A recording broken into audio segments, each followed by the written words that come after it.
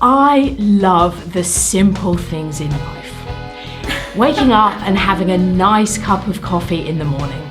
Spending quality time with my cat's muesli. Watching somebody you know fall over. However, in the IELTS exam, you are not rewarded for being simple. In fact, the more complex you can make your sentences, the higher your score will be.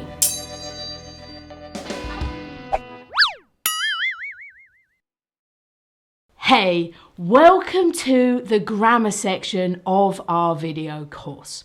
Now, I understand that most students dislike grammar. They see it like medicine, something that tastes horrible but is good for you. I don't see grammar like that. I see grammatical structures like tools we can use to express our ideas more clearly. And in the IELTS exam, the biggest tools are complex sentences. In fact, if you don't use complex sentences, you are only going to receive a 5 for your grammatical range and accuracy scores in the speaking and writing exams. So what we're going to focus on in our grammar videos is writing complex sentences, relative clauses, conditional sentences, inversion sentences, clef sentences. But before we can move forward to all of those meaty, interesting types of complex sentences, we have to understand what a complex sentence is. And that's what we're going to do in this video. So, are you ready? Let's go. Okay, so to understand complex sentences, first we need to understand simple sentences. What's a simple sentence? Well, it's a sentence like this. I bought a car last week. Why is this a simple sentence? Well, what's the subject of this sentence? I. And what's the verb in this sentence? Bought. So we've got one subject and one verb, and that's why it's a simple sentence. Now, it's absolutely fine to use a few simple sentences in our writing, but if we are only using simple sentences, firstly, we're going to sound a little bit like robots. I am Shelly. I play golf. I like sandwiches.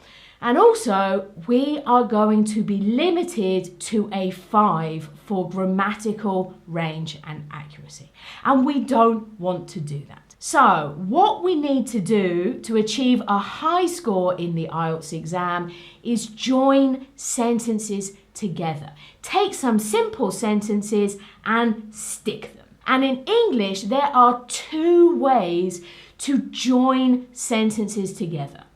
We can use coordinating conjunctions or subordinators. Now, do not panic. If you don't like grammar, don't worry. You don't need to learn the names of these words. You just have to know how they work. Just think of them like glue and sellotape. They both help us to join things, but they do it in different ways. So all we need to understand is how these words join or stick together sentences. Let's start by looking at coordinating conjunctions. And the good thing about coordinating conjunctions is that there are only 7 of them. These are all of our coordinating conjunctions. And many students find it easy to remember these conjunctions by remembering the word fanboys. Fanboys has no meaning, but it's an easy way of remembering the first letter of each of our conjunctions. When we use a conjunction to join 2 sentences together, we don't create a complex sentence, we create a compound sentence. Again, do not panic. You don't need to remember the name of this type of sentence. You just have to understand what power these sentences have, what these sentences can do. For example, let's look at this compound sentence. I work as a teacher and I write English exams. This is a compound sentence. I've got two simple sentences joined together with one of our coordinating conjunctions. So, let me ask you a couple of questions. Can I change the order of the clauses in this sentence? Could I say, and I write English exams, I work as a teacher? No.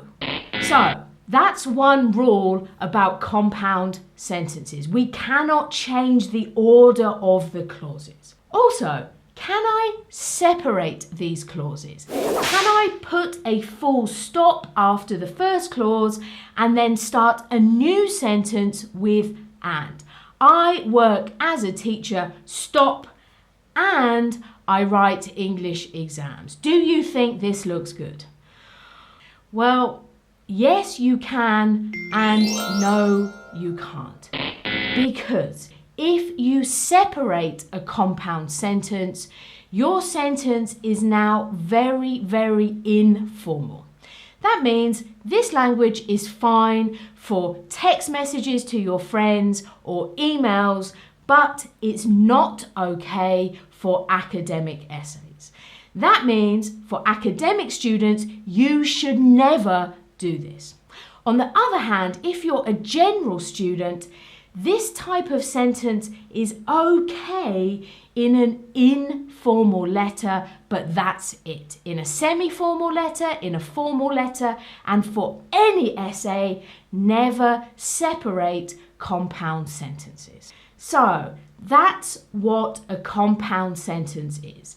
Two simple sentences joined with a coordinating conjunction, and we cannot change the order. The conjunction must stay in the middle, and we must never separate them in formal writing. In this compound sentence, I used the conjunction and. Why? Well, and shows the relationship of addition. It's telling the reader, I do this and I do this. Every conjunction shows a different relationship, and that's what I want to look at now. I'm not going to tell you what the relationship is. I want to see if you already know what these words mean. So I'm going to show you 6 more compound sentences, but I have removed the coordinating conjunction from all of them. Your job is to put the correct coordinating conjunctions into the sentences. For 5 of the sentences, there is only one correct answer. But one of the sentences, maybe you could use 2 of these conjunctions and it's okay. So, pause the video, read the sentences and try to add the correct coordinating conjunction.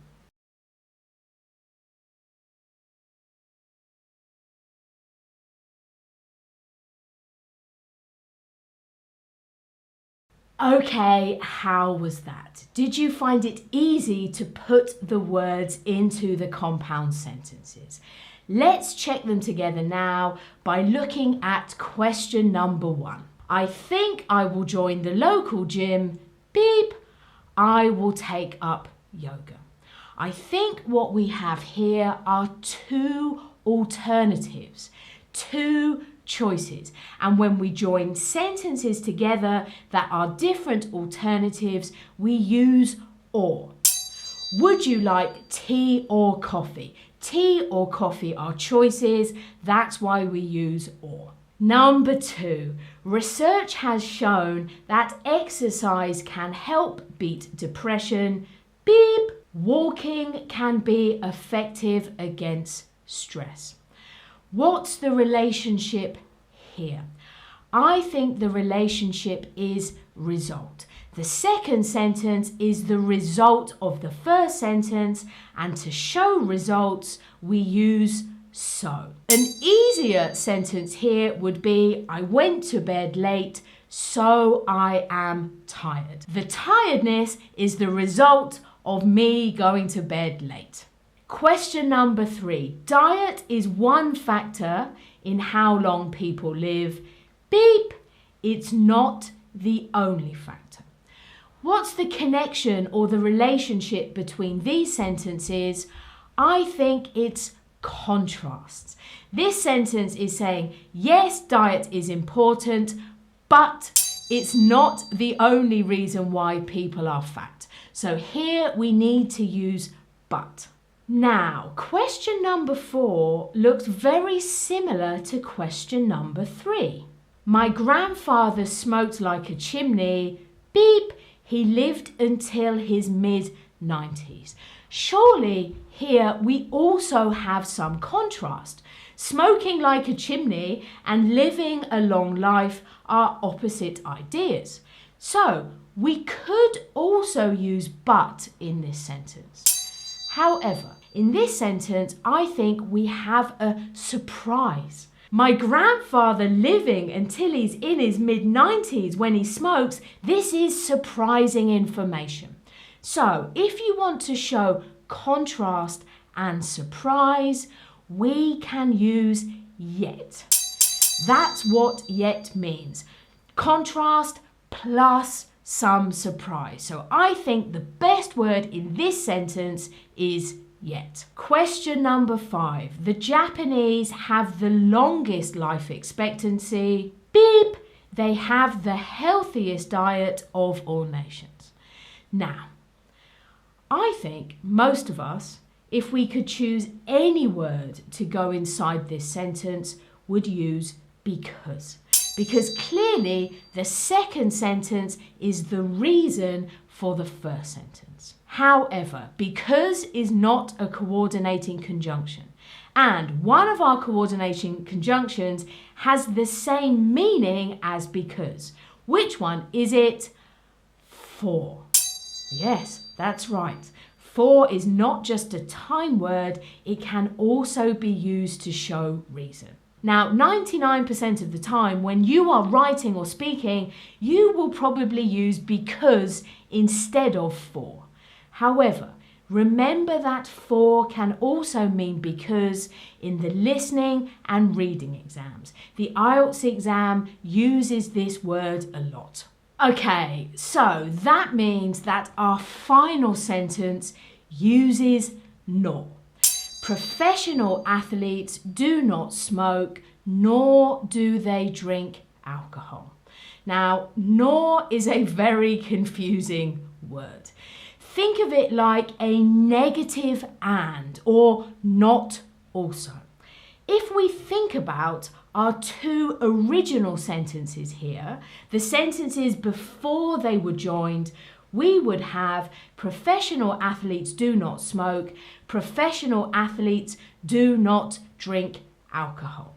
So here we have got two negative sentences. You must have two negative sentences to use nor. And then when we join these sentences with nor, something interesting happens after nor. Because the word nor itself is negative, I don't need to repeat a negative in the second sentence. If you look here, the negative has been removed. Also, after nor, we need to use something called inversion. Now, I have a whole video about inversion later in the course, but very simply, it means that after nor, our sentence should look like a question. And how am I going to make this look like a question? I'm going to change the order of the subject and the auxiliary verb. Nor do they drink alcohol. So in the second sentence, there's no negative and it looks like a question. Let's do another one together just so you understand. Let's look at these two negative sentences. I am not good at studying grammar. I am not good at remembering rules. So we've got two negative sentences and I want to join them to show that I'm not good at this and I'm also not good at that. First of all, let's add nor between these two sentences. Next, because we have nor, we need to remove the negative from the second sentence, and then we have to make the second sentence look like a question. Now, I'm going to be honest. I am a rather old English woman, and I can honestly say that I probably have used the word nor 5 or 6 times in my whole life. So I really don't think you are going to need to write nor sentences in your IELTS exam. But again, it's useful to understand for the other papers, for reading and listening. In fact, if we look at our 7 coordinating conjunctions, our fanboys, I think most of the time I only use 4. I only use and, but, or, and so. So for me, maybe we shouldn't remember fanboys, but abos. However, what's important is all of these coordinating conjunctions help us stick simple sentences together, and they show us the relationship between these sentences. Right, those are our simple sentences and our compound sentences. It's probably time we got to the important part of this lesson, complex sentences. To make a complex sentence, we're going to need some subordinators. Now, this is not the full list of subordinators. There are only 7 coordinating conjunctions, fanboys, but there are many, many, many more subordinators. We will look at all of them in the future videos. What's important for this video, though, is to understand that subordinators show relationships. For example, the subordinator because, that shows the relationship of, tell me, yes, reason. I went to bed because I was tired. In this sentence, I understand that the second clause is the reason for the first clause. In the same way, the subordinator in order to shows me purpose. I went to the bank in order to change money. In order to says, I wanted to change money. This was my goal. After is a time subordinator. It's telling me when things happened. I moved to Australia after I graduated. There are many time subordinators. Whereas, that's a nice subordinator. It shows a relationship of contrast. The price of gas is rising, whereas the price of oil is falling. And if is a subordinator that tells me a condition. If I study hard, I will pass the IELTS exam. Passing the IELTS exam only happens on the condition that I do the first thing. So we are going to spend lots of videos learning all about these different types of subordinators. What's important though is the power that subordinators have. Maybe some of you are at home thinking, Shelly, I don't get it. These words also join sentences. Why are they different to our conjunctions? Because and for both mean reasons. Why are they different? Well, let's go back to our first complex sentence. I went to bed because I was tired, and ask our 2 questions again.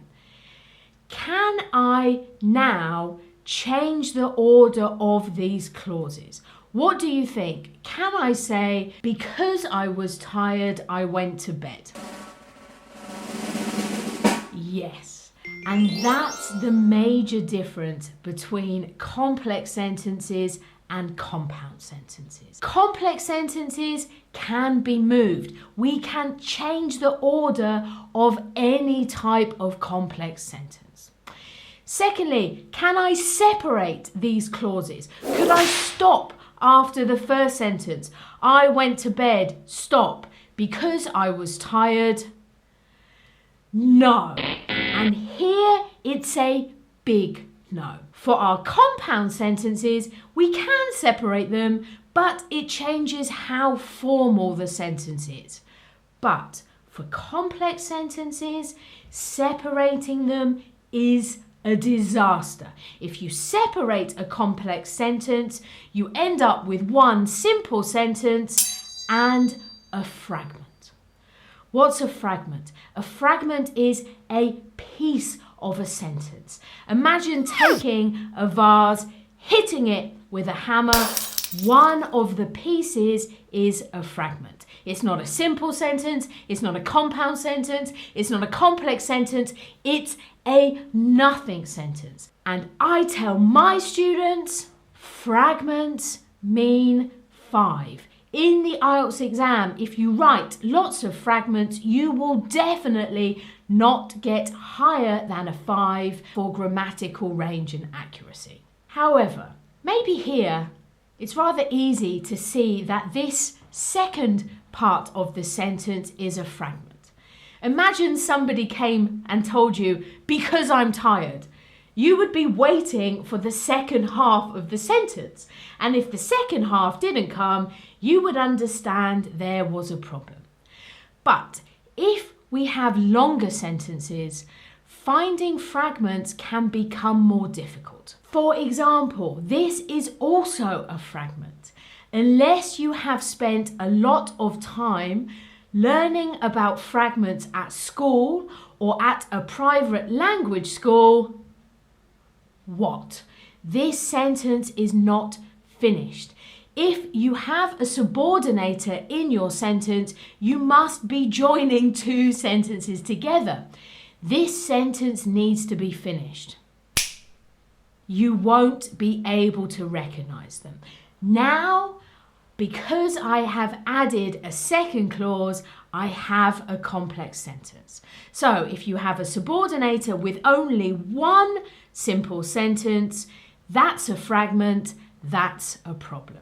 What's more, if we are joining more than two sentences together, for example, if we want to join 3 clauses together, then we're going to need 2 subordinators in our sentence. When I entered university after I finished my gap year, here we have 2 clauses, but we also have 2 subordinators.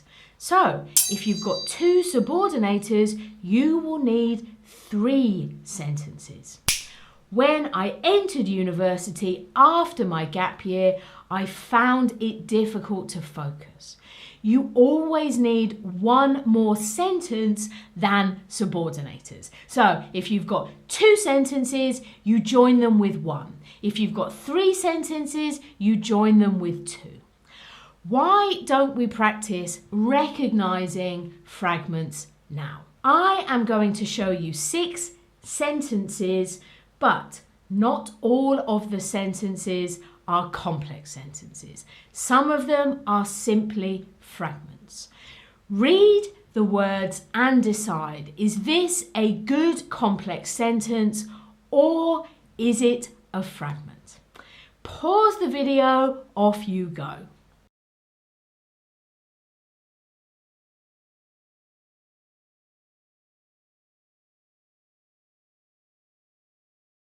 Okay, how was that? Could you spot the fragments? Let's get question number 1. And I can tell you that this was a fragment. Although there have been higher numbers of women applying to engineering courses at university, what?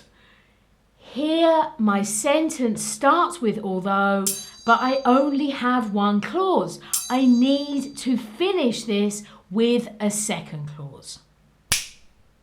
Less are applying to maths courses. Phew. Now we have a complex sentence. Question number 2. Was this a complex sentence or a fragment?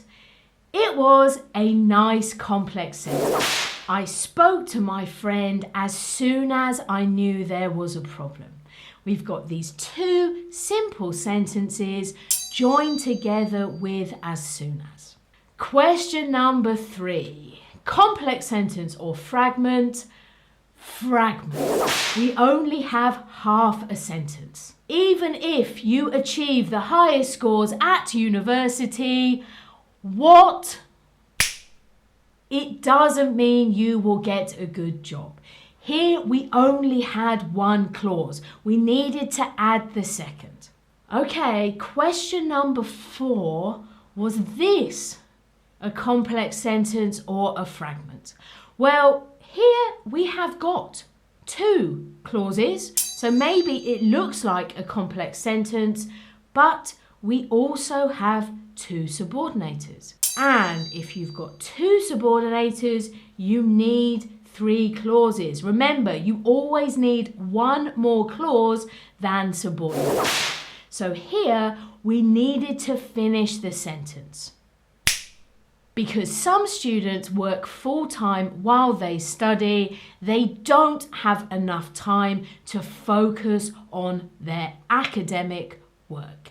Now we have a wonderful complex sentence. In fact, it's doubly good because it includes 2 subordinators. Question number 5, complex sentence or fragment. Complex sentence. This is a good sentence. This is a sentence that shows the relationship of purpose by using 2. And finally, question number 6. Many of my friends who did not go to college. What happened to these friends? Here I'm using a different type of complex sentence. Here we had a relative clause. Now, we study relative clauses a lot in future videos, but this is a fragment. This sentence needs to be finished. Many of my friends who did not go to college are still very successful. Don't worry if you didn't understand this final example, but maybe go and do the relative clause video near the beginning of the course. Relative clauses are a very important type of complex sentence.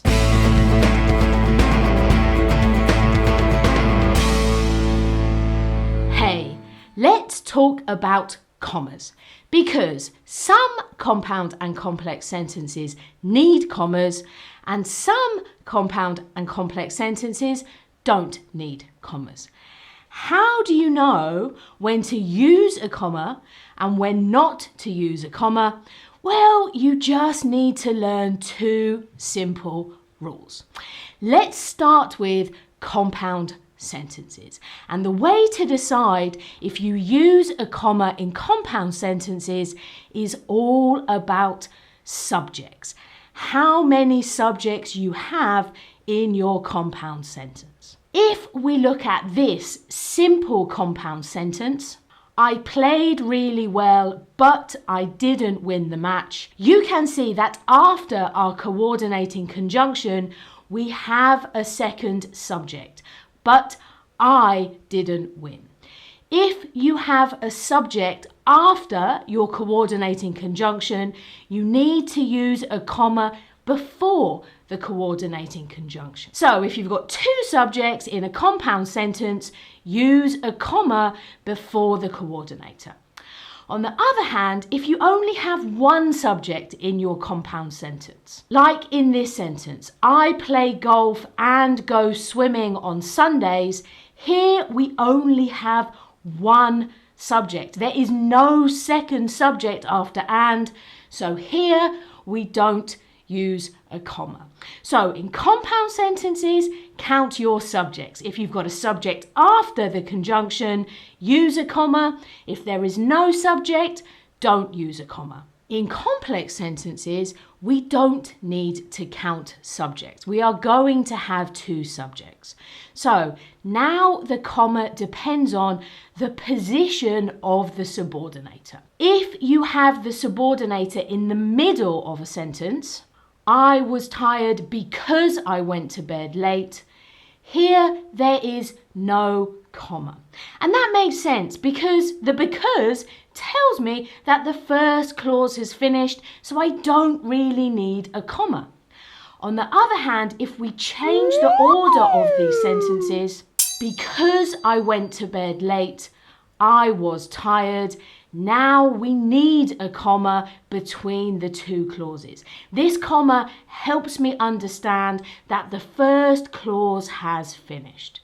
So, in complex sentences, if your subordinator is in the middle, don't use a comma, but if it starts the sentence, use a comma.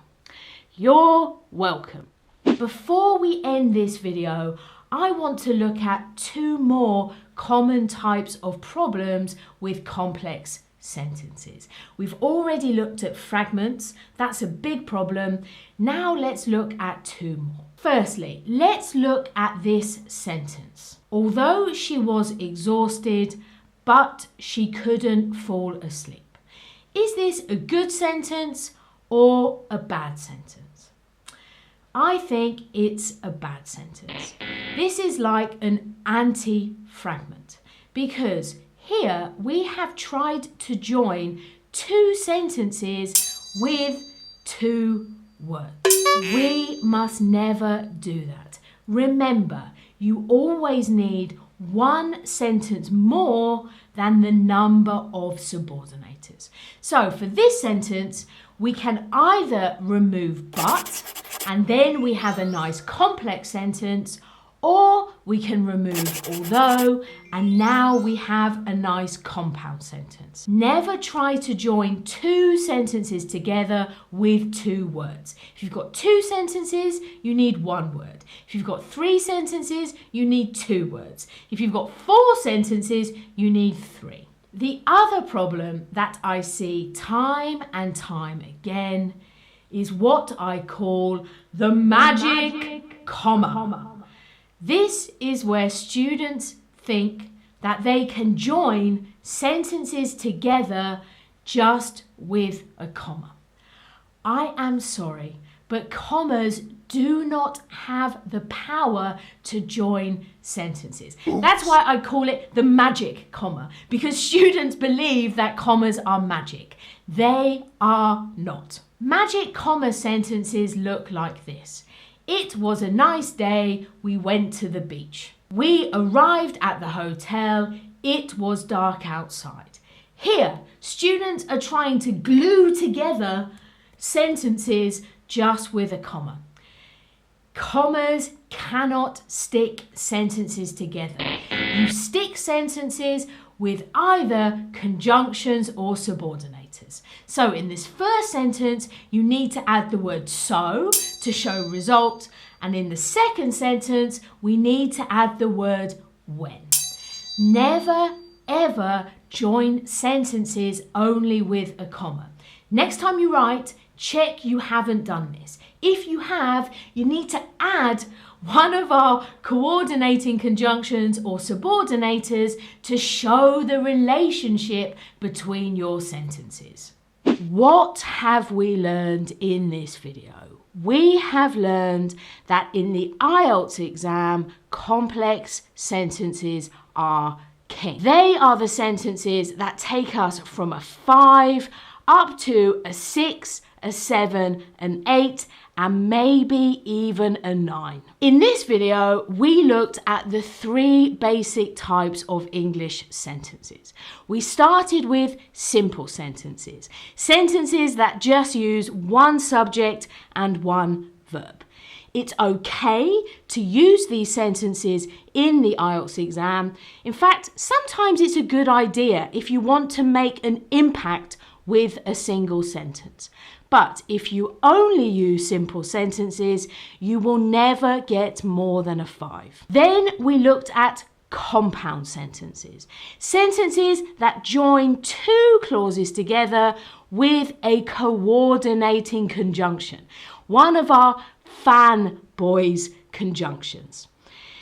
These sentences are also useful in the exam, but remember, we can never separate these sentences and we can never change the order of the clauses. In a compound sentence, our conjunction is always in the middle. Then we looked at complex sentences. Sentences that join together two clauses using a subordinator. These are the sentences the IELTS examiners are looking for. They're similar to compound sentences because we're using one word to join two clauses, but now we can move the clauses. We can start with the subordinating clause or have it second. However, just like our compound sentences, we can never break the clauses apart. Never ever separate them. If you do this in a complex sentence, you are going to have a fragment, a small piece of a sentence which is not a sentence and will lose you marks. We also learned how to use commas correctly, and we also learned that commas cannot join sentences. If you're using magic commas in your writing, you're not writing well. Okay, there was a lot of information in this video, and as a teacher, I know that students can never learn just by listening. The way we learn is by doing. So what I want you to do now is go and do the practice activities. I have written them so that you can build up your language skills with a focus on the IELTS exam.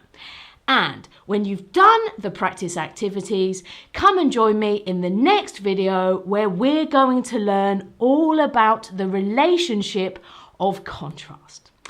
I'm Shelly, and this is my IELTS classroom.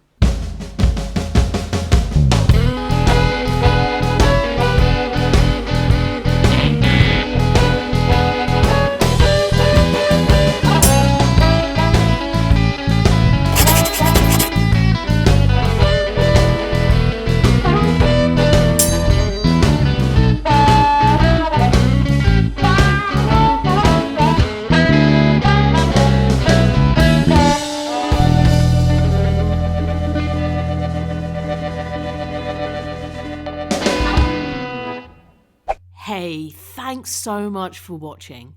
If you found the content useful, please click like to help the channel, and don't forget to subscribe for new lessons every Friday.